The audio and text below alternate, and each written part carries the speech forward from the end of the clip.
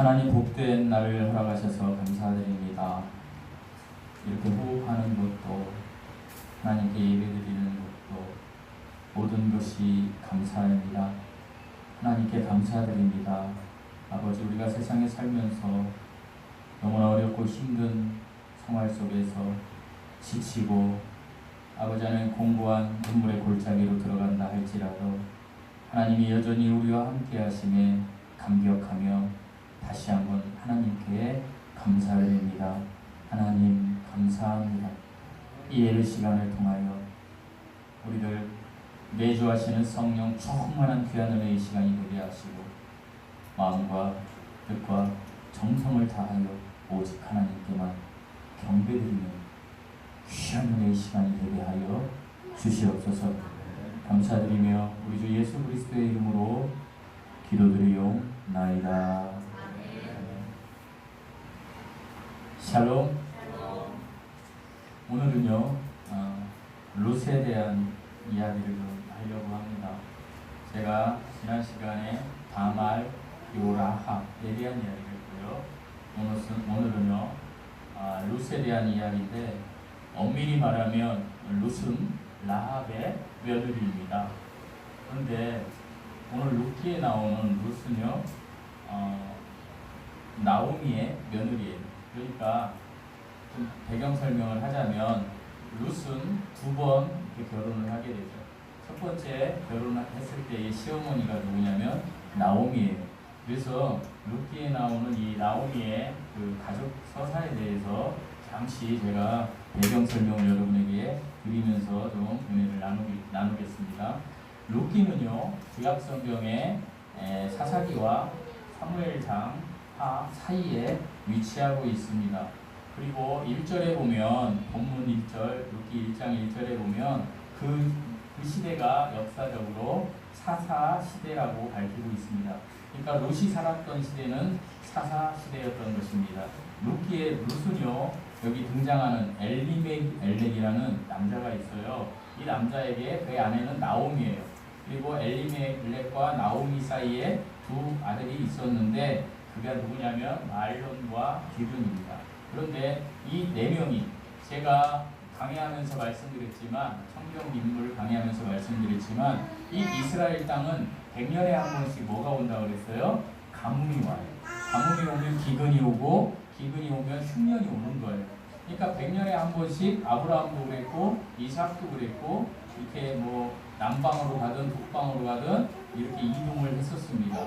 그러니까 이 나오미와 엘리멜렉이 살던 이 사사시대 이 시점에 기근이 또 온 거예요. 흉년이 온 거예요. 그래서 이제 이들이 어디로 가냐면 모압 땅으로 가게 됩니다. 모압 땅으로 가서 이제 이민을 간 거예요. 모압이라는 나라로 가서 이제 이방 민족 속에서 살게 돼요. 그리고 거기에서 두 며느리를 얻게 됩니다. 말론의 아내는 누구냐면 룻이에요. 그리고요 기륜의 아내는 누구냐면 오르바예요. 그래서 오르바와 룻이라는 며느리를 이렇게 얻어서 이제 6가족이 살았는데 10년이 지날 시점에 10년 기간 동안에 이 어떤 일이 벌어지냐면 나오미의 남편 엘리멜렉이 죽어요. 그리고 또 그 두 아들 말론과 기륜도 죽어요. 그래서 어떻게 돼요? 나오미와 두 며느리만 남게 된 거예요. 지금 이 시점이. 그리고 아무 먹을 것도 가난하게 된 거예요. 그러니까 아들도 죽고 남편도 죽고 나오미 입장에서는 며느리 둘만 있는 거예요. 그런 상태에서 이제 나오미가 어떻게 해요? 모든 거 버려버리고 이제 우리나라로 말하면 이민 가서 살았는데 다 잃어버린 거예요. 그래서 이제 고국으로 가야 되겠다. 베들레헴, 이스라엘 땅 베들레헴으로 가야 되겠다라고 하고 베들레헴으로 가는데 그때에 이제 두 며느리가 따라 나섭니다. 그럴 때에 나오미가 그러죠. 따라오지 말아라. 너희들은 어딜 가라? 너희 어머니 집으로 가라. 친정으로 가라는 얘기 돌아가라. 나만 가겠다. 왜냐하면 가진 것도 없고 나에게는 아들도 없고. 왜 아들이 중요하냐면 이 당시에는 아들이 있으면 여러분 그 다말에게서도 우리가 배웠지만 어떻게 해요? 대대법이 있어서 자녀를 낳을 수 있어요. 며느리를 통해서. 그런데 아들도 없고 아무것도 씨가 없으니 어떻게 그냥 가라 이렇게 얘기를 했어요. 그러자 두 며느리가 처음에는 어떻게 해요? 막 울어요. 어머니를 따라가겠습니다 라고 울어요. 그런데 한 번 더 얘기하죠. 한 번 더 얘기하니까 이제 둘째 며느리 오르바가 어떻게 해요? 친정으로 가버려요. 근데 룻은 어떻습니까? 룻은 안 가요. 룻은 안 가면서 기어코 나는 어머니를 따라서 가겠습니다. 어머니를 따라서 그 땅에서 내가 죽겠습니다. 이러는 거예요. 그러면서 안 따라가니까 이제 나오미가 룻을 데리고 어디로 와요? 베들레헴으로 옵니다. 베들레헴으로 왔는데요. 어때요? 거기에서 나오미의 인생도 처절하지만 룻의 인생도 처절해요. 여러분 남편이 죽었어요. 그런데 어때요? 시어머니 그분 따라서 내 고향도 아니고 아무 상관도 없는 시어머니 고향에 지금 룻이 가는 그런 아주 정말로 좌절과 절망의 그 구덩이 속에서 두 여인이 이제 간 거예요. 갔는데 거기에서 어때요? 이제 하나님께서는 이 나오미와 룻에게 예비해 놓은 시간이 있었던 거예요. 그 시간이 뭐예요? 오늘 여러분이 읽은 룻기 4장 18절에 이 룻을요 어떻게 메시아의 계보에 넣는 거예요. 여러분 형제가 없으면 그 당시에는 기업물을 자라고 해가지고 히브리어로 뭐라고 하냐면 고엘이라고 해요. 고엘. 옛날에 황혜진 전도사님하고 이거 많이 하셨죠. 룻기 울면서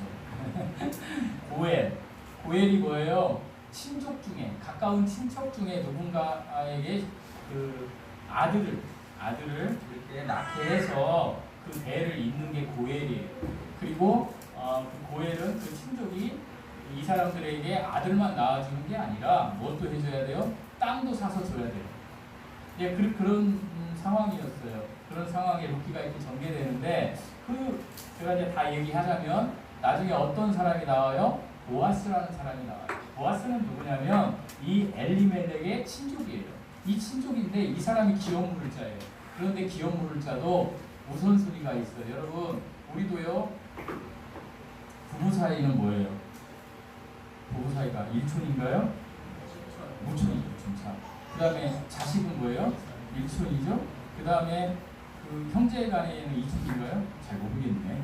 그 다음에 이제 하음이하고 강현이하고 사촌이잖아요. 이제 그런 식으로 가까울수록 기업물자가 우선순위가 있는 거예요. 그런데 이 보아스는 1번이 아니었던 거예요. 2번이었던 거예요. 근데 1번 기업물자라는 사람이 있는데 성경은 그 사람에 대해서 이름을 이야기하지 않아요. 그러니까 하나님 앞에 선택받지 못했다라는 거예요. 뭐라고 하냐면 아무개라고 그래요. 아무개. 근데 이 사람이 처음에는 룻이 예뻤던 것 같아요. 내가 기억 모르겠다 했는데 한번 보니까 어떻게 해요? 내가 내 돈을 가지고 소유를 사서 그 사람들 나오미를 먹여 살려야 되는 거예요. 그러니까 나 못하겠다. 내 기업에 손해가 오니까 나 못하겠다. 이렇게 해서 그 다음에 보아스가 룻을 정식으로 아내로 맞이해서 낳은 아들이 누구예요? 여러분이 읽은 오벳. 근데 오벳이 누구를 낳아요? 이새는 누구를 낳아요? 다윗. 그러니까 다윗의 증조 할머니는 누구예요? 룻. 다윗의 고조 할머니는 누구라고 그랬어요? 라합. 그러니까 룻은 누구의 며느리가 되는 거예요? 라합의 며느리가 되는 거예요. 물론 성경은 나오미를 중점적으로 이렇게 쓰는 것이죠. 그렇죠? 그래서 이 룻이 메시아의 계보에 들어가는 놀라운 은혜의 사람이 된 거예요. 사실 룻은요 모압 여인의 족속이에요. 여러분 모압이 어떤 족속이에요? 룻이 아니고 롯이라는 사람이 있어요. 롯. 아브라함의 조카. 롯이 이제 소돔과 고모라에서 탈출했을 때 아내가 소금 기둥이 됐잖아요. 그랬을 때에 그의 두 딸이 아버지와 잠을 자서 나온 민족이 모압과 암몬 족속이에요. 오늘날 어느 나라냐면 요르단이에요. 암만. 들어보셨죠? 암만. 모압과 암몬 족속이 요르단 족속이에요. 오늘 요르단 나라예요. 알고 계세요? 참고로. 그러니까 하나님께서 이것을 굉장히 좋게 여기지 않으셔서 뭐라고 하냐면 모압과 암몬 족속은 죽을 때까지 이스라엘에 들어올 수 없다라고 하나님이 선언했어요. 그런데도 불구하고 모세를 통해서 그럼에도 불구하고 모압 족속인 이 룻이 들어왔어요, 안 들어왔어요? 들어온 것은 물론 메시아 하나님의 계보로 들어온 엄청난 축복을 받게 되는 거예요. 사랑하는 성도 여러분, 룻은요 기구한 인생을 살았어요. 인생을 살아가면서 정말 이해할 수 없는 일들이 많았어요. 남편이 죽고 돈도 다 없어져 버리고, 어떤 땐 길이 막히고, 어떤 때는 아무것도 보이지 않고, 정말로 눈물의 골짜기, 깊은 골짜기에서 보면 아무것도 안 보이고 온통 사방이 벽밖에 안 보이는 그런 상황에서 왜 나에게 이런 일이 일어났을까? 정말 하나님은 계실까? 이런 상황이었어요. 우리도 그런 상황에 계신 분들이 계실 수 있어요. 우리가 인생길을 가다 보면 그런 일이 있더라고요. 그렇지만 우리는 앞날을 알지 못하지만 룻도요 자기가 어떤 일을 겪을지 지금 룻의 이 성경의 시점에서는 아무것도 몰랐어요. 그런데요, 룻의 미래를 누가 알고 계셨어요? 하나님이 알고 계셨어요. 저와 여러분의 미래를 누가 알고 계세요? 하나님이 알고 계세요. 정말 지금 너무나 힘들고 너무나 어렵다 한다 할지라도 우리의 인생 미래를 알고 계시는 하나님, 그 하나님께 소망을 두고, 특별히 룻을 통하여 하나님이 하시는 일에 소망을 두고 여러분 살아가시기 바랍니다. 이제 본론으로 돌아와서 저는 오늘 룻의 믿음이라는 제목으로 여러분과 말씀을 좀 나누겠습니다. 두 가지를 가지고 말씀을 나누겠습니다. 첫 번째, 룻의 믿음은요, 하나님의 말씀을 최우선으로 두는 믿음이었어요. 룻의 믿음이 어떤 믿음이라고요? 하나님의 말씀을 최우선으로 두는 믿음이었어요. 룻기에 나오는 룻의 첫 번째 시어머니 나오미는 모든 것을 잃었어요. 뭘 잃었어요? 남편도 잃었고 두 아들도 잃었어요. 남편이 죽고 두 아들이 죽었어요. 나오미는 그래서 하나님이 자신을 버렸다고 생각했어요. 하나님의 진노가 자신에게 임했다고 생각했어요. 그래서 베들레헴에 돌아왔을 때 많은 사람들이 나오미가 돌아왔대. 그럴 때 나오미가 뭐라고 해요? 내 이름을 부르지 말라. 나오미의 이름은요 뭐라고요? 찬송하다, 이런 뜻이 있는데 내 이름을 마라라고 해라. 여러분, 마라가 뭔지 아세요? 쓴물이라는 거예요. 쓰다라는 거예요. 슬픔이라는 거예요. 고통이라는 거예요. 망했다라는 거예요. 내 인생이 망했다라고 불러라 라고 했던 거예요. 모든 것을 잃었다고 생각했어요. 그리고 며느리들에게 이렇게 이야기했죠. 아까 말씀드린 대로 룻기 1장 8절에 너희 어머니의 집으로 돌아가라. 그럴 때 룻기 1장 14절에 둘째 며느리 오르바는 기론의 아내 오르바는 어떻게 해요?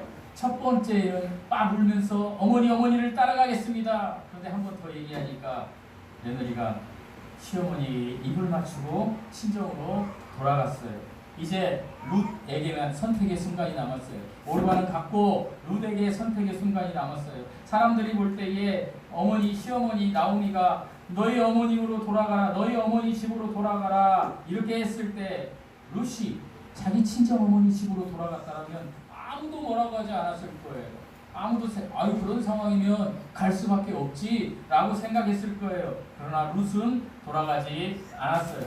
룻기 1장 16절에 보면 어머니께서 룻이 이렇게 고백해요. 어머니께서 가시는 곳에 나도 가고 어머니께서 머무시는 곳에 나도 머물겠나이다. 그리고 나오는 뒤에 고백이 엄청난 고백이에요. 이것이 룻의 믿음의 고백이에요. 어머니의 하나님이 나의 하나님이 되시리니, 어머님의 하나님이 나의 하나님이 되시리니. 그러니까 룻은요 지금 절망적인 삶의 상황에서도 하나님을 선택했다는 거예요. 하나님을 최우선적으로 선택하는 삶을 살았다는 거예요. 룻은 갈 바를 몰라요. 미래를 몰라요. 지금 이 현실은 죽을 것 같아요. 그런데도 불구하고 하나님을 선택했다는 거예요. 이것이 룻의 첫 번째 믿음이었다는 거예요. 룻은요 앞으로 무엇이 있을지 몰랐어요. 먹을 것이 있을지 몰랐어요.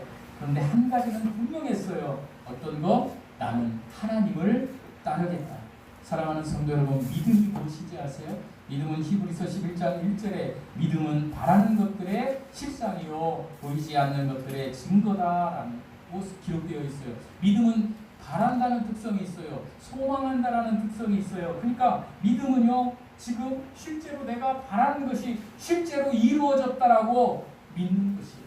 이게 믿음이에요. 그래서 우리는 믿음을 성경에서 두 가지 이 관점에서 생각해요. 첫 번째 나의 믿음, 두 번째 예수님이 주시는 믿음. 그래서 예수님이 주시는 믿음은 제가 언젠가 로마서 강의할 때 이야기했지만 특별해요. 예수님의 신실하심이 나에게 들어올 때, 내가 구원받을 때 그 믿음이 예수님의 믿음과 나의 믿음이 결합되어서 우리가 이야기하는 믿음이 되는 거예요. 그래서 로마서 1장 18절에 오직 의인은 믿음으로 말미암아 살리라. 이 믿음은요, 구원받은 사람의 믿음을 얘기하는 거예요. 그 앞에 믿음은 믿음에게서 나고, 믿음은 믿음으로 나고, 이거 뭐냐면 예수님에게서 나오신 그 믿음이 나에게로 들어와서 연합해서 내가 구원받음이 될 때 내가 그 믿음으로 살리라라는 거예요. 믿음은요, 바라는 것이 실제가 되는 거예요. 여러분 예수님이 십자가에 2000년 전에 못 박혀서 죽으셨습니다. 내 죄를 위해서, 우리의 죄를 위해서 죽으셨습니다. 이렇게 누군가가 목사님이나 어떤 그리스도인이 선포할 때에 그것이, 그 사실이, 그 예수님의 신실하심이, 예수님이 가졌던 믿음, 하나님 앞에 아버지 하나님께 순종하고, 그리고 예수님이 신실하게 하셨던 믿음, 로마서 3장 3절에 나오는 그 믿으심, 그것이 실제했단 말이야 라고 여러분이 받아들일 때 여러분 우리의 영이 새롭게 됩니다. 그래서 우리 거듭납니다. 그럴 때 성령이 내 안에 내주하시는 거예요. 여러분이 예수 그리스도를 믿었으면, 예수 그리스도가 주시는 믿음이 내 안에 들어왔다면 그 믿음을 소유하게 된 거예요. 룻은 그 믿음을 소유했다는 거예요. 그리고 룻은 보이지 않는 것들의 증거, 보이지는 않는데 실제로 증거가 된 거예요. 확신이 된 거예요. 그것이. 그래서 룻은 무엇만 믿고 살아요? 하나님만 믿고 사는, 보이지 않지만 살아계신 하나님을 믿는 게 믿음인데 그것을 룻은 실천했다는 거예요. 그래서 룻은 하나님을 믿고 한 걸음 내딛어 갔던 거예요. 삶을. 사랑하는 성도 여러분, 우리도 이런 삶을 살아야 됩니다. 이 믿음으로 살아야 돼요. 우리 앞이 정말로 보이지 않지만 우리 하나님 붙잡고, 하나님의 말씀, 약속하신 그 말씀 붙잡고 한 걸음 한 걸음 나아가야 돼요. 그러려면 하나님의 약속을 알아야 되지 않겠습니까? 하나님의 약속은 어디에 기록되어 있습니까? 성경에 기록되어 있습니다. 그래서 성경 말씀을 묵상하시라는 거예요. 성경 말씀을 묵상하시고, 제가 언젠가 이야기했지만 여러분 동물들 중에서 낙타나 이런 동물들은 뭘 해요? 소도 그렇지만 되새김질한다고 그랬잖아요. 이 되새김질 안에 있는 걸 다시 꺼내서 먹는 거예요. 이걸 우리는 한자로 반추라고 이야기해요. 반추한다. 뭐예요? 하나님의 말씀을 여러분 암송해 놓고 이렇게 꺼내서 막 읽어야 되는 거예요. 읽어야 되는 거. 룻처럼 내가 만일 죽는 일 외에 어머니를 떠나면 여호와께서 내게 벌을 내리시기를 원합니다. 나는 어머니의 하나님이 나의 하나님입니다. 이렇게 고백을 해야 되는 거예요. 제가 늘 말씀드리지만 너무 힘들고 지치면 내게 능력 주시는 예수 그리스도 안에서 내가 모든 것을 할 수 있습니다. 주님 고백을 하랍니다. 여기 명자 원사님이 제일 좋아하는 말씀이 어디세요? 제가 여쭤봤더니 시편 23편. 여호와는 나의 목자시니 내게 부족함이 없습니다. 왜 부족함이 없어요? 구원받았는데, 내가 구원받았는데 이 땅에서 가난하게 살면 어때요? 그냥 내가 구원받았으면 그게 다죠. 제가 집안 얘기해서 죄송한데 3일 전에 어머니가 또 수술을 하셨어요.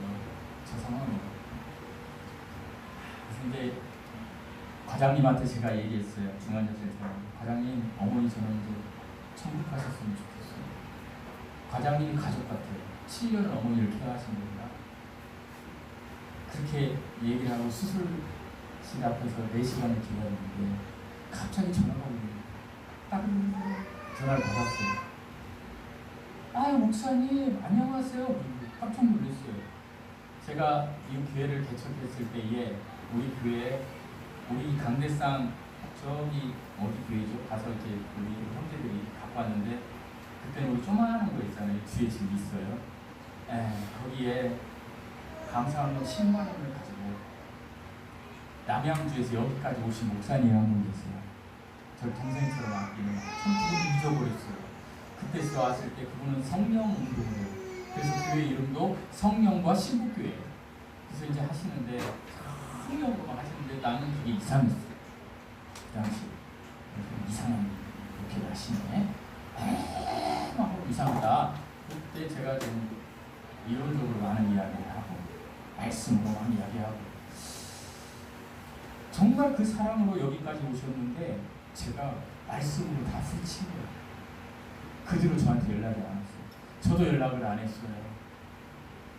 근데 그날 전화가 너무 있었어요. 40분을 더 했어요. 목사님, 지금도 거기서 목회하셔요? 예. 쭉 몇 번 얘기하고 너무 감사했어요. 그래서 한번 찾아가겠다 했는데, 목사님 근황이 어떠세요? 나 3개월 동안 제주도 요양시설을 갔다 왔어요. 응? 왜? 당뇨 고혈압이 있는지 모르고 계속 죽으면 죽으라고 목회를 한 거예요.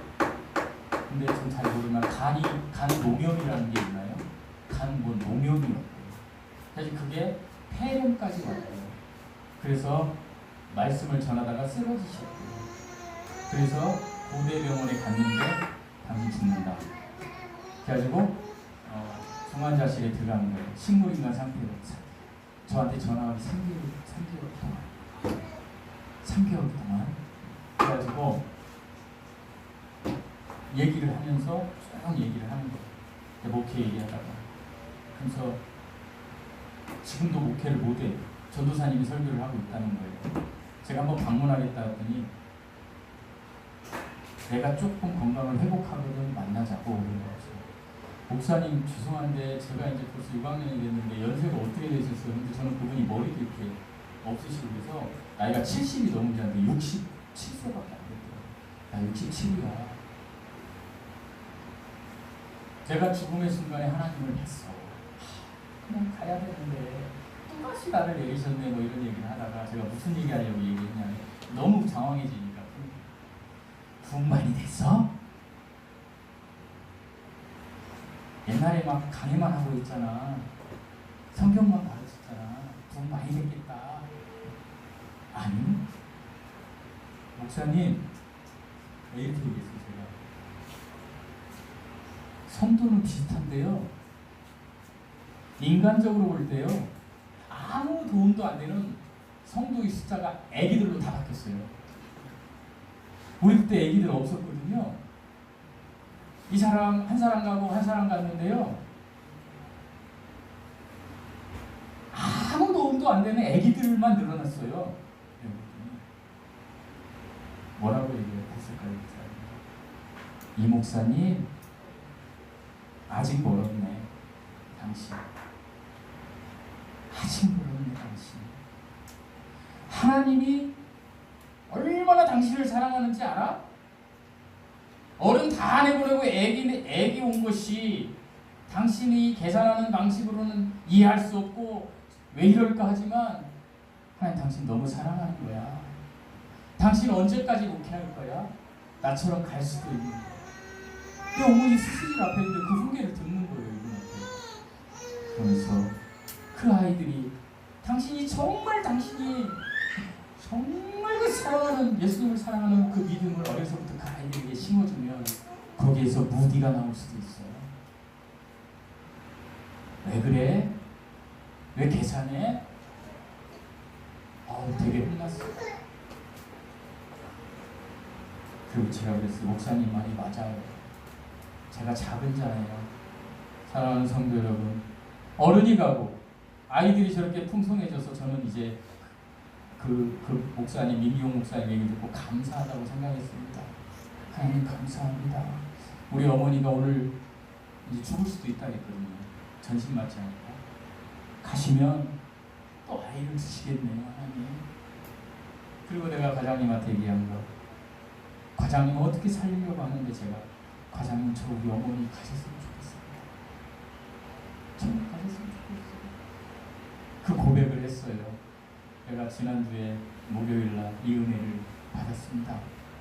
11년 동안 연락도 안 하던 목사님이 전화해가지고 꼬치꼬치 묻다가 이 목사 아직 멀었어 당신.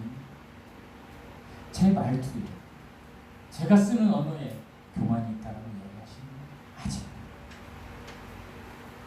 네가 너무 교만해서 내가 10년 동안 끊었는데 아직 보니 아직도 그런 것 같네 라는 이야기를 물론 그분이 직접적으로 저한테 얘기할 때 저는 그렇게 들렸어요.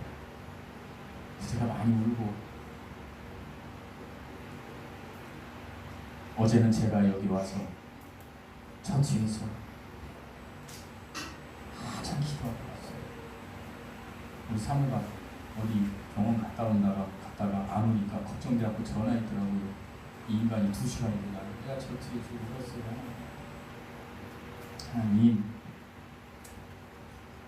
그런데 오늘 예배당에 오니까 성도들이 휴가라 다 물론 이야기는 했지만 그 욕전의 가운데는 제가 어제 의자 정리를 했어요. 우리 사모한테 혼났어요.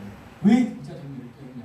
근데 제가 어제 기도하고 나니까 의자 정리 좀 해볼까 이렇게 하고, 또 혹시 우리 다른 분이 우리 김희순 목사님이 이거 이렇게 하면 좋겠는데 그럼 또 그렇게 하고, 또 내가 하고 싶으면 또 이렇게 하고, 또 우리 집사님이나 권사님이 이렇게 한번 해보죠.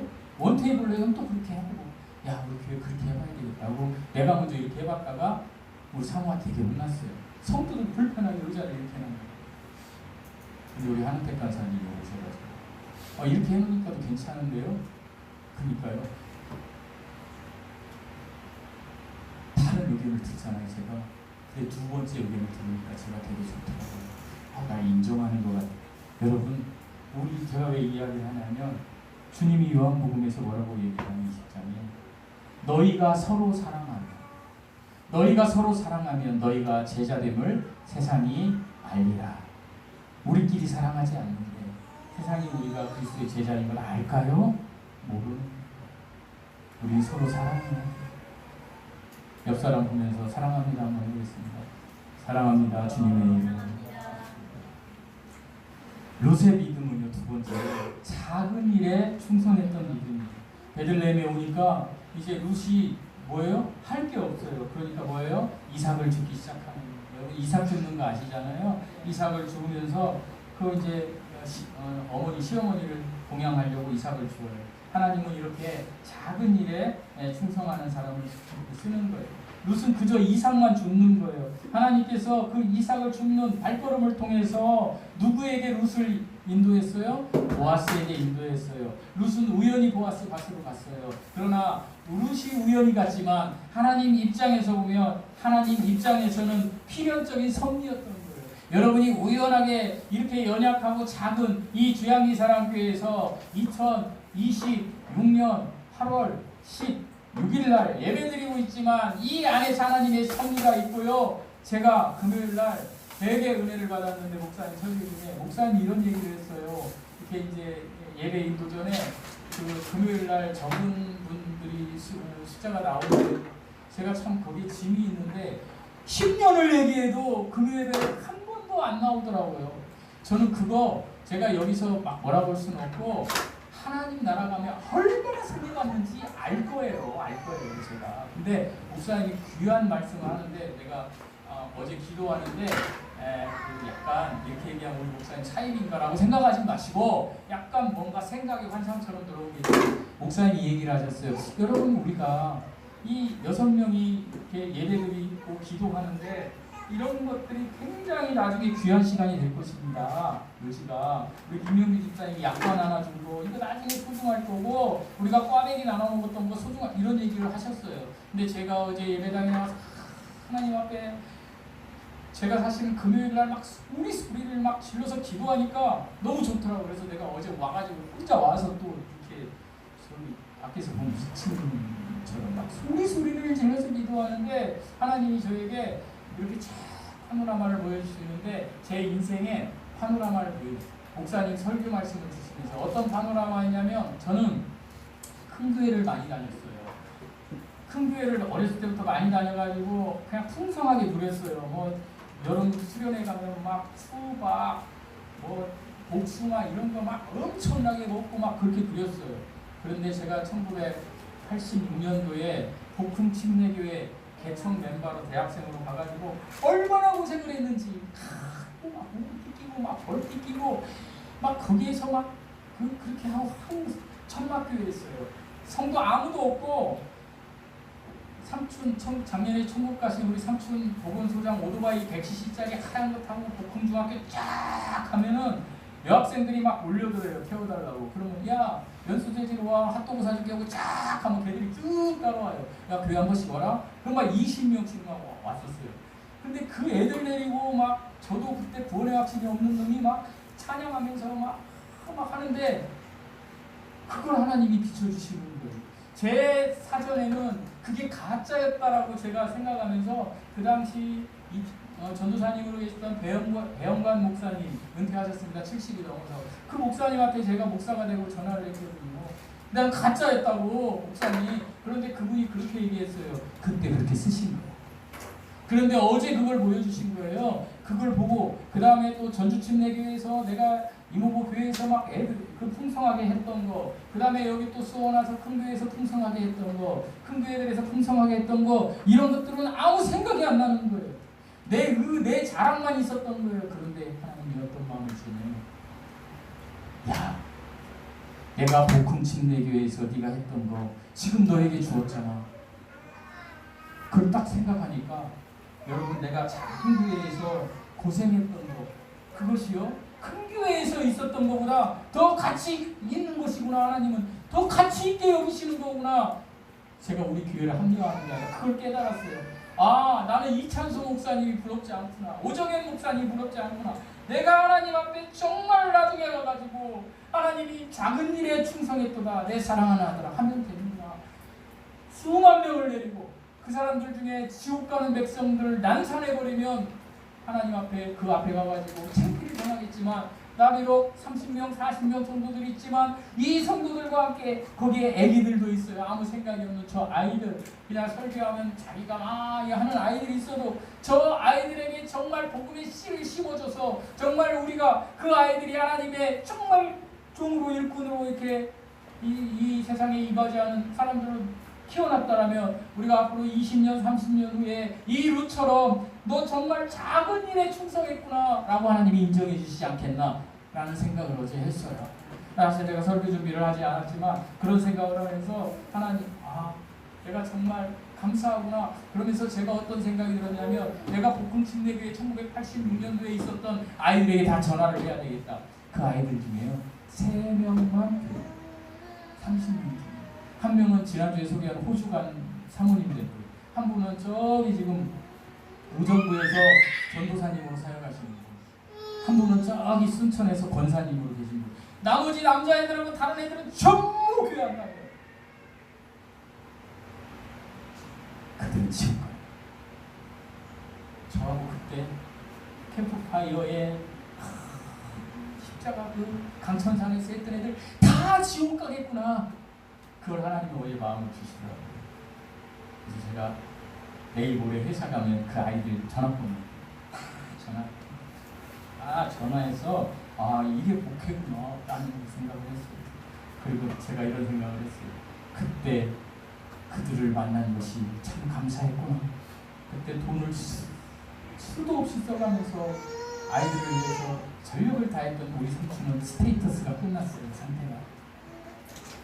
우리 삼촌은 천국에 가셨거든요. 작년 5월 29일. 그러나 나에게는 아직도 스테이터스가 있구나. 내가 할 수 있구나. 여러분, 죽으면 고정, 픽스예요. 여러분, 죽으면 돌이킬 수 없어요. 죽으면 더 이상 선택할 수 없어요. 그렇기 때문에 우리가 지금 사랑하는 사람들에게 이 복음을 빨리 전해.